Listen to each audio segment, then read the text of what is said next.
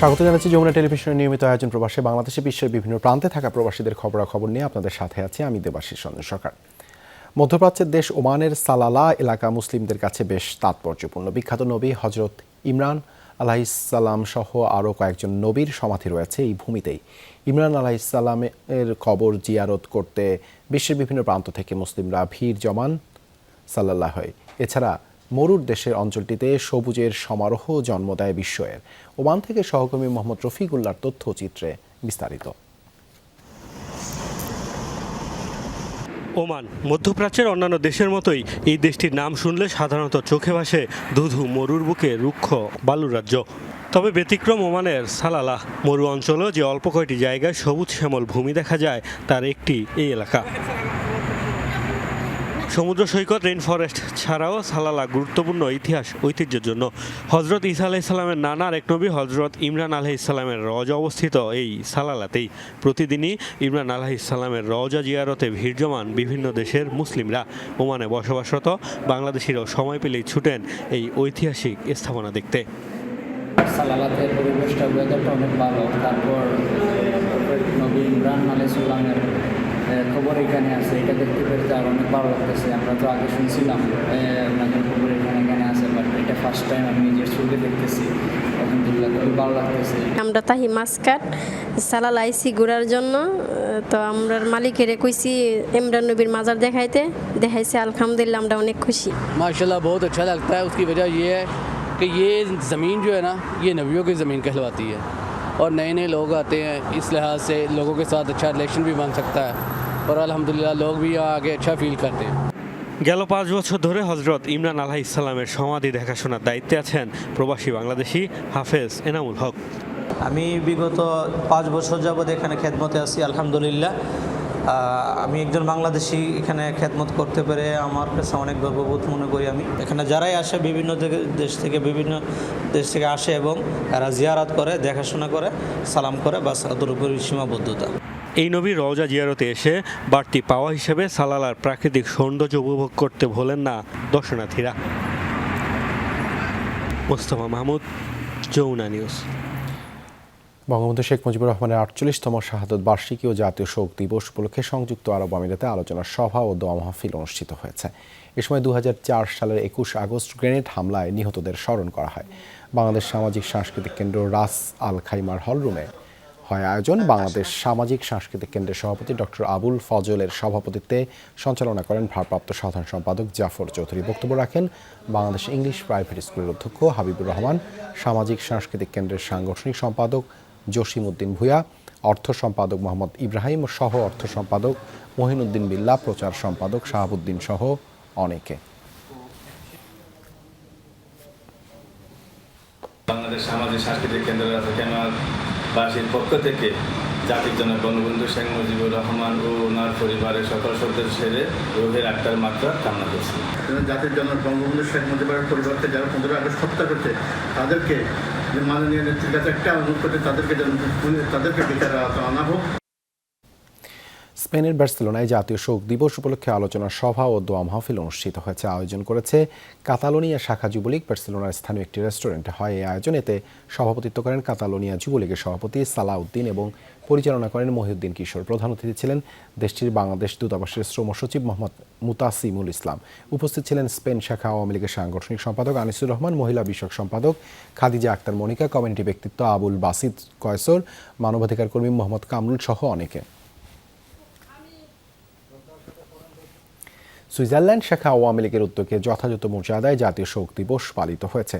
সংগঠনের সাধারণ সম্পাদক শ্যামল খানের সঞ্চালনায় এতে সভাপতিত্ব করেন সভাপতি জমাদার নজরুল ইসলাম। প্রধান অতিথি ছিলেন জাতিসংঘের বাংলাদেশের স্থায়ী মিশনের উপস্থায়ী প্রতিনিধি এবং বাংলাদেশ দূতাবাসের ভারপ্রাপ্ত রাষ্ট্রদূত সঞ্চিতা হক।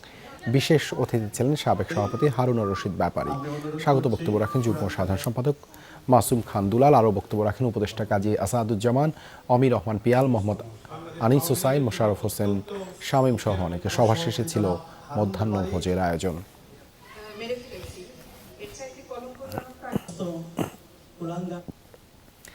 হাজার হাজার কোটি টাকা লোকসানের চ্যালেঞ্জ মাথায় নিয়ে আবারও ঘুরে দাঁড়ানোর চেষ্টা করছে রাষ্ট্রীয় উড়োজাহাজ সংস্থা বিমান। চলতি বছরই ঢাকা টরন্টোর মতো চাহিদা সম্পন্ন রুটগুলোতে নতুন করে ফ্লাইট চালু করতে যাচ্ছে রাষ্ট্রীয় সংস্থাটি। এরই ধারাবাহিকতায় কাল ঢাকা থেকে শুরু হচ্ছে জাপানের নারিতা রুটে বিমান চলাচল। আরও জানাচ্ছেন আব্দুল্লাহ তুহিন। দীর্ঘদিনের বন্ধু জাপানের সাথে দ্বিপাক্ষিক সম্পর্ক উন্নয়নের সাথে সাথে বাড়ছে বাণিজ্যিক সম্পর্ক। বিভিন্ন ধরনের উন্নয়ন কর্মকাণ্ড ছাড়াও দেশটির 6,000-এরও বেশি পেশাদার জনশক্তি যেমন আছে বাংলাদেশে, হাজারো প্রবাসী আছে সূর্যোদয়ের দেশটিতে। তবে জাপানের সাথে সরাসরি যাতায়াত সুবিধা ছিল না। থাইল্যান্ড, মালয়েশিয়া, চীন সহ কয়েকটি দেশ ঘুরে জাপান পৌঁছতে সময় লাগত 12 থেকে 15 ঘন্টা। যাত্রাও ছিল ব্যয়বহুল। এমন বাস্তবতায় ঢাকা নারিতা সরাসরি ফ্লাইট চালু করছে বিমান। জাপানের সাথে আমাদের সম্পর্ক একটু নতুন মাত্রায় যাচ্ছে।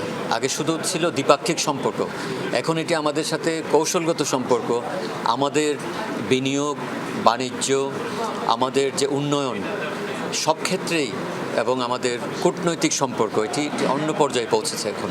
জাপান বাংলাদেশ ছাড়াও পার্শ্ববর্তী ভারত, নেপাল, ভুটান সহ কয়েকটি দেশের যাত্রীদের কাছেও বিমান জনপ্রিয় হবে বলে মনে করা হচ্ছে।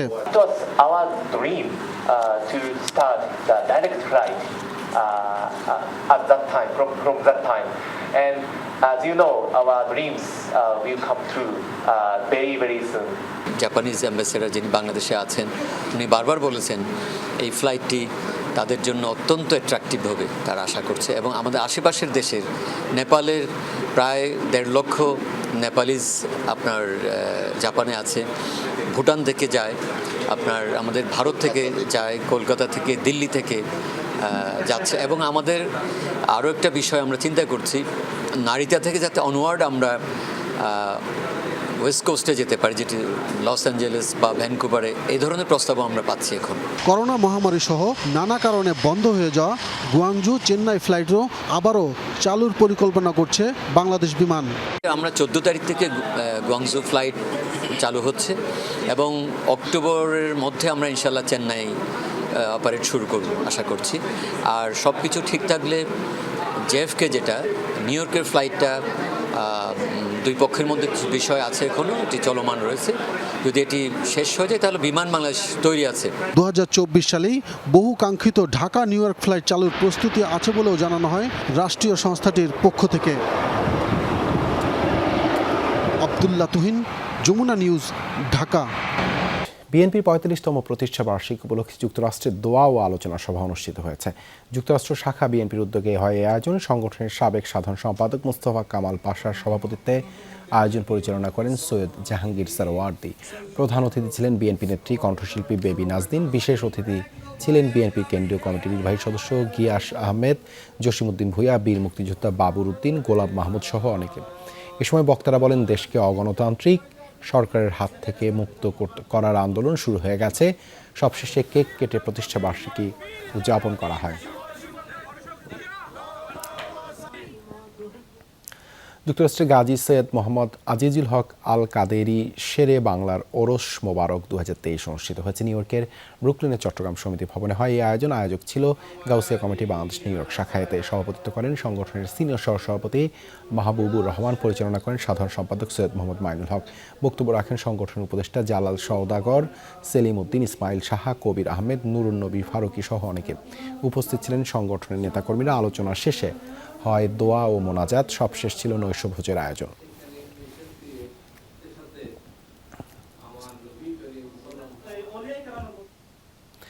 ভারত মনে করে বাংলাদেশের উন্নয়নের গল্প বিশ্বের কাছে পৌঁছানো উচিত, সেজন্যই বাংলাদেশকে G20 শীর্ষ সম্মেলনে দাওয়াত দেওয়া হয়েছে। কথা জানিয়েছেন ভারতীয় হাইকমিশনার প্রণয় ফার্মা। ফরেন সার্ভিস একাডেমিতে তিনি বলেন, এবার উন্নয়নশীল দেশগুলো G20 শীর্ষ সম্মেলনে গুরুত্ব পাবে।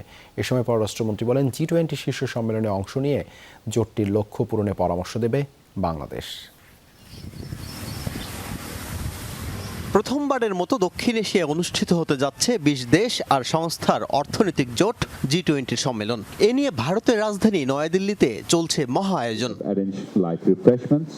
বেইলি রোডের ফরেন সার্ভিস একাডেমিতে G20 ঢাকা টু নয়াদিল্লি শীর্ষক আয়োজনে সেই উচ্ছ্বাসেরই ঢেউ, যেখানে আলোচনা চলে উদীয়মান অর্থনীতি দেশগুলোর জোট G20-র লক্ষ্য ও উদ্দেশ্য নিয়ে।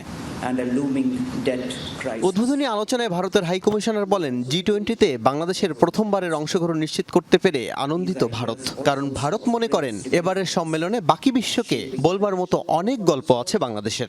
We thank Bangladesh as our closest neighbor. আমরা বাংলাদেশকে ধন্যবাদ দিতে চাই, আমাদের সবচাইতে কাছের প্রতিবেশী এবং অধিক গুরুত্বপূর্ণ বন্ধু বাংলাদেশ G20 সম্মেলনে অংশ নিয়ে সম্মেলনকে সাফল্যমণ্ডিত করবে। পররাষ্ট্রমন্ত্রী ডক্টর এ কে আব্দুল মোমেন আন্তর্জাতিক বিভিন্ন জোটের সম্মেলনে প্রধানমন্ত্রী শেখ হাসিনার অংশ, তার প্রস্তাবনা ও দর্শনের নানা দিক উপস্থাপন করেন। বলেন, ডিজিটালাইজেশন, নারীর ক্ষমতায়ন, সবুজ উন্নয়ন ও জলবায়ু পরিবর্তনের মতো যে বিষয়গুলোকে এবারের G20 অগ্রাধিকার দিচ্ছে তার সঙ্গে একমত বাংলাদেশ। আমরা বিশ্বাস করি দিল্লির G20 সামিটে প্রধানমন্ত্রী শেখ হাসিনার অংশগ্রহণ এক পৃথিবী, এক পরিবার এবং এক ভবিষ্যতের যে স্বপ্ন তা ত্বরান্বিত করবে। G20-র লক্ষ্য উদ্দেশ্য পূরণে বাংলাদেশ অবদান রাখতে চায়। We hope Bangladesh could make visible and meaningful contributions to the G20 processes.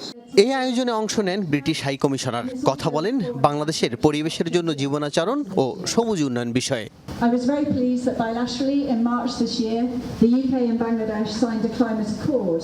এছাড়া দক্ষিণ কোরিয়ার রাষ্ট্রদূত পার্ক ইয়ং-সিক, সুইডিশ রাষ্ট্রদূত আলেকজান্দ্রা বার্গ ভন লিন্ডে সহ বিভিন্ন অর্থনৈতিক ও সামাজিক ফোরামের প্রতিনিধিরাও যোগ দেন।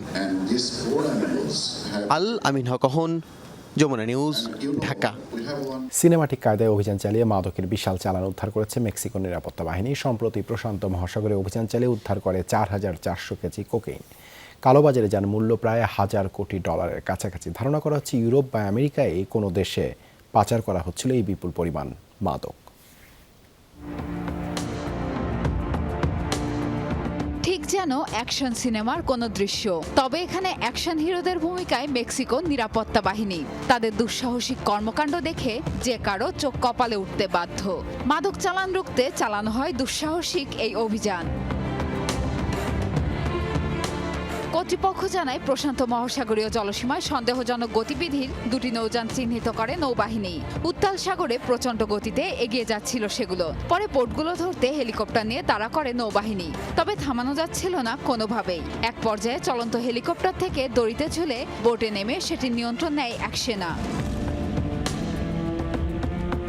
মাদকের স্বর্গরাজ্য খ্যাত উত্তর আমেরিকার দেশটিতে সম্প্রতি আশঙ্কাজনক রূপ নিয়েছে মাদকের চোরাচালান। লাগাতার মাদক বিরোধী অভিযান চালিয়েও পরিস্থিতিতে লাগাম টানতে পারছে না নিরাপত্তা বাহিনী। দুঃসাহসিক দুই অভিযানে উদ্ধার হয় 4,400 কেজি কোকেন। মেক্সিকোতে উদ্ধার হওয়া অন্যতম বড় চালান এটি। কালোবাজারে যার মূল্য প্রায় $1,000 কোটি। এদিন ঘটনাস্থল থেকে 11 মাদক চোরাচালানকারীকেও গ্রেপ্তার করে নৌবাহিনী।